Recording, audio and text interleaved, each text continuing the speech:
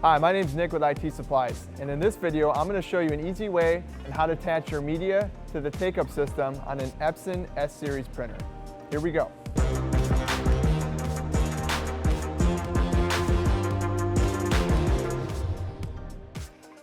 A lot of printers these days come with take-up systems, and especially on the Epson S-Series printers, the whole lineup, the S40, the S60, and the S80, all have take-up systems and all share the same type of build. So it's no different using a take-up system on an S40, like I am here today, as it would be on an S80 or even an S60 model. So that being said, why use the take-up reel? Well, it keeps things consistent, it keeps things clean, and it keeps you feeling worry-free when you're doing a long print run. So situations like maybe you have an overnight print job that you want to try to get ahead in the morning. Maybe you have a roll of material that you're using for a car wrap that you need to laminate to then take the roll off the take-up and bring to a laminator. Maybe you have a media that often gives you a little bit of trouble and needs some of that consistent tension that the take-up system will offer with the dancer bar. So all these are reasons why you would use a take-up system. So I'm going to give you a quick and easy way on how to use the take-up system and a few scenarios on where it might make sense. So join me over here and we'll go through some of the steps. Okay, so right here is the take-up system for the Epson S-Series. And as I mentioned, no matter you're looking at an S40, an S60, or even an S80 600, all the printer models are going to look exactly the same. So that being said, let's go through some of the components here. So the take-up system is a spindleless loading system. So it's going to have two sides in which you use these dials to loosen, and then you're able to slide as necessary across.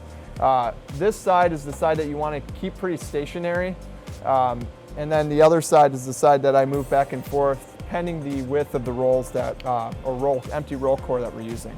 Another tip too is to make sure that whatever core you are using for your take-up is going to be at least equal to or greater size than whatever the media that you're printing onto is. So I'm using a 54-inch roll today, and my core is actually a 64-inch core, so I'm going to have plenty of room and space to work with. Another thing, take note of what size your laminator is as well, because if your laminator is only 63 inches and you have a 64-inch core, that could cause an issue.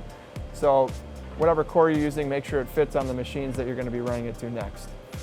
Moving on into the controls here. So you have an auto feature and a manual feature.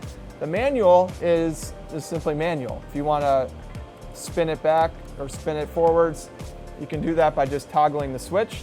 Auto, if you notice, when I flick it down, that's going to take my media print side out, and if I flip it up this way, it's going to rotate it media print side in. And you notice here, when I flick the switch, nothing happens. So this side is controlled by what we call a dancer bar. And the dancer bar in these units is right here. And you can see as soon as the dancer bar lowers past a certain level, the roll core will spin. And then once it's up, it'll stop.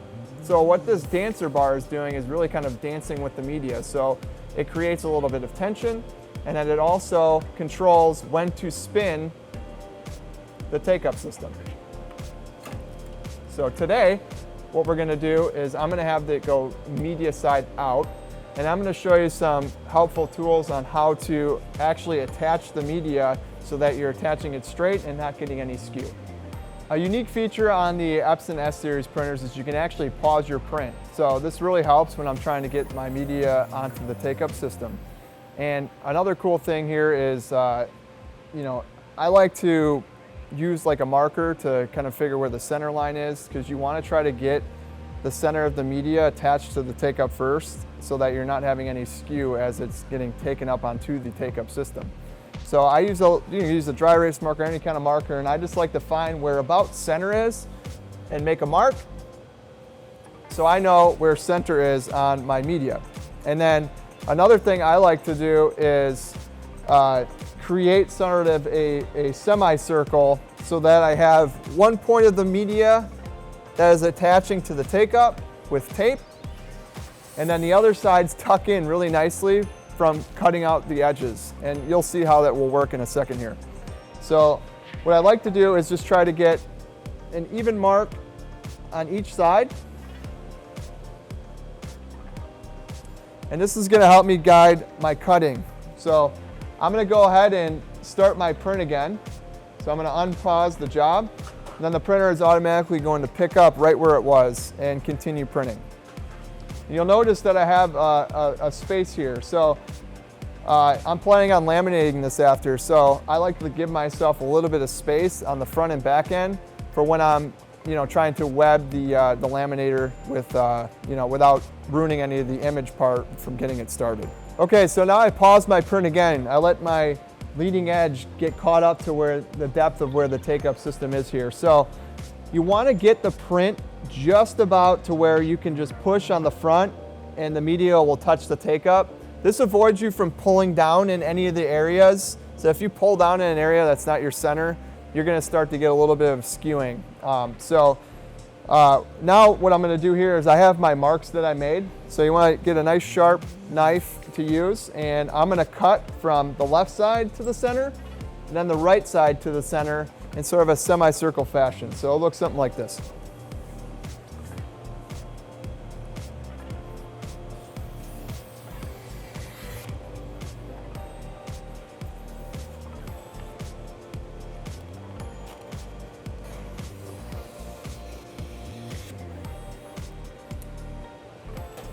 Okay, so this isn't necessarily have to be precise, super precise, but the main reason is you just want your edges on the sides to be a little bit higher than the center point where you're going to attach the media.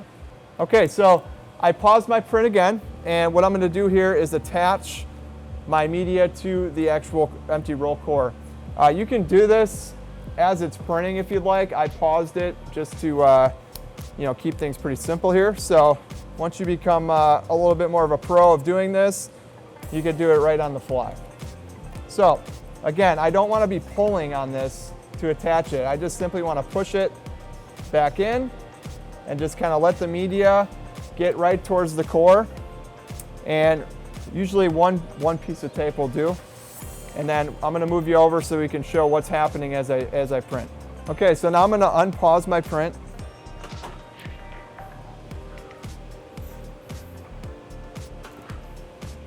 So again, the printer is going to print right exactly where it stopped. And as this prints and feeds down, really we want to get the roll to about the point where the media wraps around about 3/4 of the way before I go and release my dancer bar down to create tension. So this is where I'm going to be using the manual feature to take up some of the slack that's happening as I print. So you want to make sure you have the auto side off, and we want to pull down because we're doing media print side out. So you can see right now that it's already starting to wrap it around.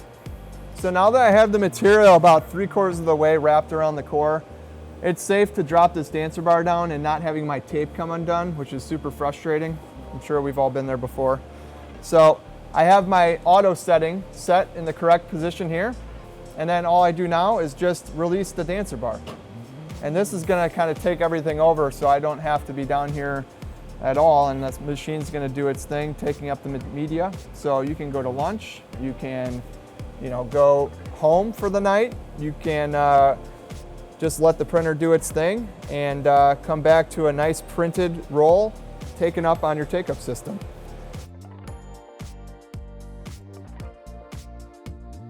I hope you found this video useful.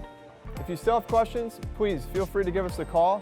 We can either walk you through it or do a video call with you to maybe show you through it. And again, if you have any comments that you'd like to make, please list them below. And don't forget to like and subscribe to our channel to see more videos. Thanks again and have a great day.